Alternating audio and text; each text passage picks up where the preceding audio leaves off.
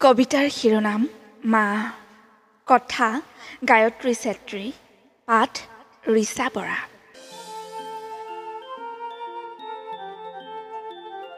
ৰাতিৰ আকাশত পূৰ্ণিমাৰ উজ্জ্বল জোনটিলৈ চাই মই হেঁপাহেৰে ৰৈ আছোঁ। মা, আপোনাৰ এই অপেক্ষাত। মই জানো আপুনি আহিব। মাতৃত্বৰ মমতাৰে জীপাল হোৱা আপোনাৰ হৃদয়ৰ মৰম সানিবলৈ। মোৰ বহুত মন যায় জানে, জনমে জনমে আপোনাক লগ পাবলৈ, জীৱনে মৰণে যেন কাষতেই থাকিবলৈ।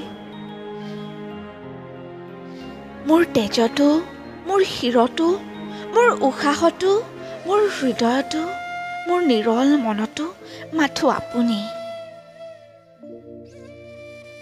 আপোনাৰ কোলাত জিৰণি লৈ, আপোনাৰ হাতত হাত থৈ সমস্ত পাহৰাৰ হেঁপাহ। সঁচাই মা, কি যে মায়া।